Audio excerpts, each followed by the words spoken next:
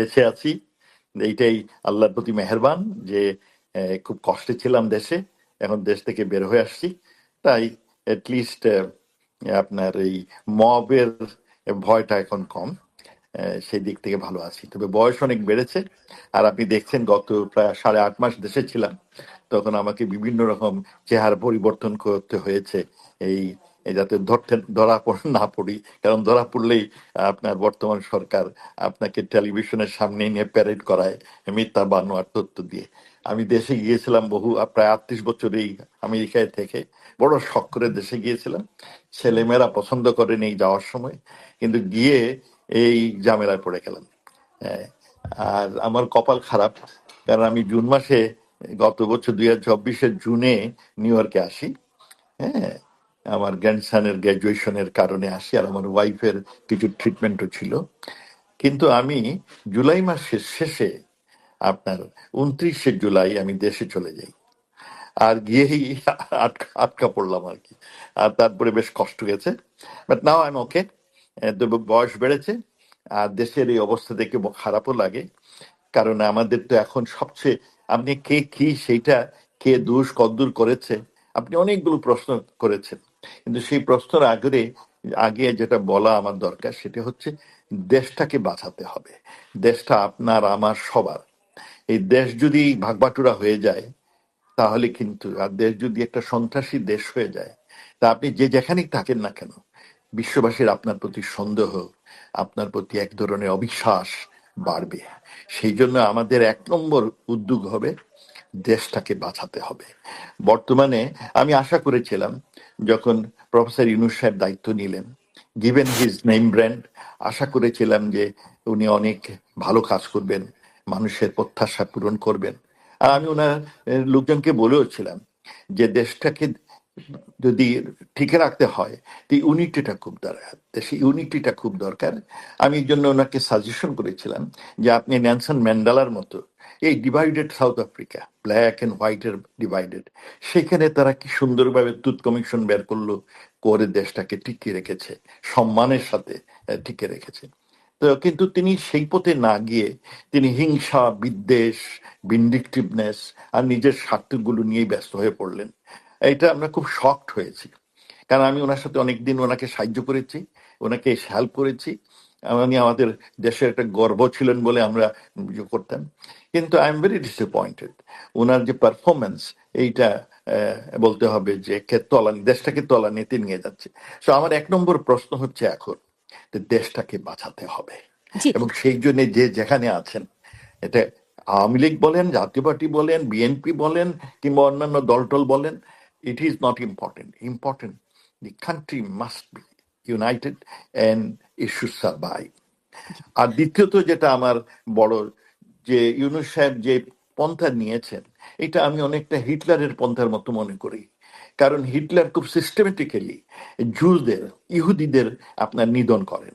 আর বাংলাদেশে এখন আপনি যাকেই জিজ্ঞেস করবেন, একটা যে সিস্টেমেটিক্যালি, যারা এই আওয়ামী লীগ, যারা এই মুক্তিযুদ্ধের সপক্ষে, যারা এই আপনার 71-কে বিশ্বাস করে, এবং যারা হিন্দু, এই গ্রুপ, একটা হচ্ছে আওয়ামী লীগ, 71 আর হিন্দু, তাদের সিস্টেমেটিক্যালি বিনা বিচারে হত্যা করা হচ্ছে, জেল জুলুম করা হচ্ছে, ভয় দেখানো হচ্ছে। এই যে সিস্টেমেটিক আপনার হিটলারিজম শুরু হয়েছে, এইটার ব্যাপারে আমাদের সোচ্চার হবে হবে, এবং জি। এইটা not acceptable, because the country belongs to everyone. জি, আর ডক্টর মোমেন। থার্ড, আমি আচ্ছা, বলুন যে আসছি থার্ড আপনার বলুন। কথাতে। হ্যাঁ। হুম। আর থার্ড যেটা, আমাদের দেশের সংস্কারের নামে দেশটা ধ্বংস হয়ে যাচ্ছে, যতগুলো প্রতিষ্ঠান ছিল সব শেষ, পুলিশ শেষ, অ্যাডমিনিস্ট্রেশন শেষ। আমার এক অফিসার, সে এখন ডিস্ট্রিক্টে চলে গেছে, সে আমাকে বলল, স্যার, আমরা যখন চাকরিতে জয়েন করি তখন আমরা ভালো করব, আমরা বেশ ভালো কাজ করব, সেই জন্য আমরা রিওয়ার্ডেড হব, এই আশায় আমাদের কোনো সময় চুরি চামারির কথা আমরা চিন্তা করি। বলে এখন যারা নিয়োগ পেয়েছে, বলে আমি তাদের কন্ট্রোল করতে পারি না, কারণ তারা বলে, স্যার, আমি তো ইলিগালি জয়েন করেছি, কোনো প্রসেস ছাড়াই জয়েন করেছি, যদি আপনার একটা ইলেক্টেড গভর্নমেন্ট হয়, রেগুলার গভর্নমেন্ট আসে, তখন কিন্তু আমার চাকরি চলে যাবে।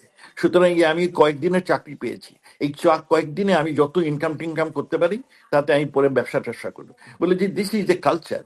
এই যে সংস্কারের নামে এমন এক কালচার তৈরি হয়েছে, এবং আমি তখন দেখি যে আপনার সোভিয়েত ইউনিয়নে গ্লাসনট সংস্কার শুরু করেন সেই গর্বাচভ সাহেব। এই সংস্কার করতে গিয়ে ইউএসএসআর কে ধ্বংস করে 19টা স্বাধীন সার্বভৌম রাষ্ট্র তৈরি হয়ে যায়, ওই দেশটা আমার ভয় হয়, আতঙ্ক হয় যে আমাদের দেশে এই সংস্কার টংস্কার করিডোর করিডোর করে আমার দেশকে ভাগবাটুরা করে ফেলেন কিনা।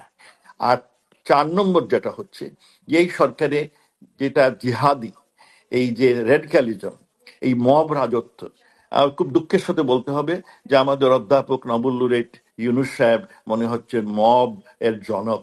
আপনি বলছেন ডক্টর ইউনুস দায়িত্ব নেয়ার পরে আপনি আশা করেছিলেন তিনি ভালো কিছু কাজ করবেন, আপনি কিসের ভিত্তিতে সে আশাটি করেছিলেন এবং তাকে পরামর্শ দিয়েছেন?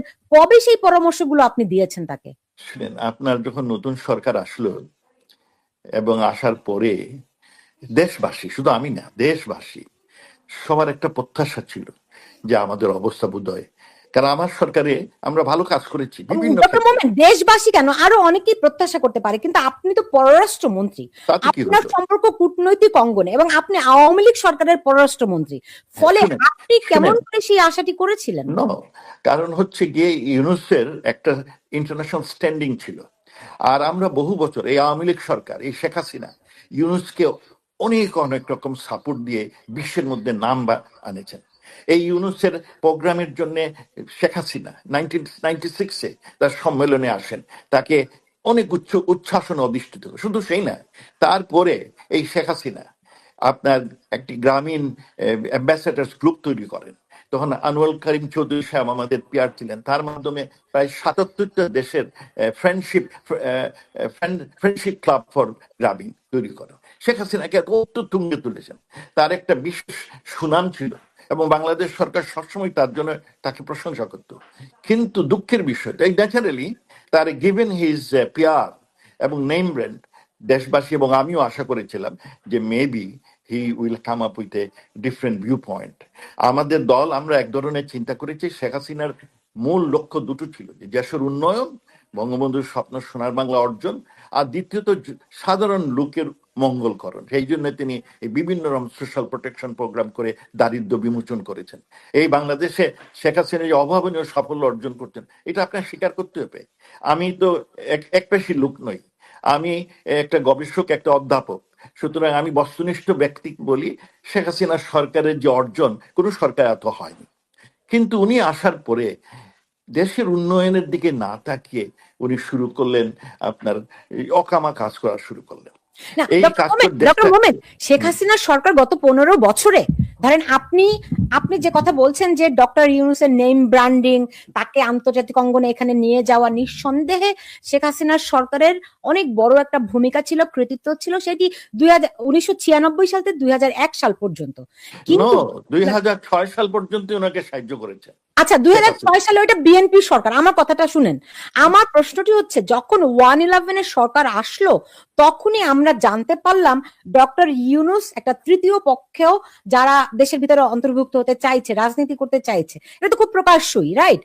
কিন্তু তারপরে যখন 2009 সালে আওয়ামী লীগ সরকার ক্ষমতায় আসলো, তারপর থেকেই তো শেখ হাসিনা সব সময়ই ডক্টর ইউনুসকে প্রতিহত করেছেন, তীব্র ভাষায় তিনি সমালোচনা।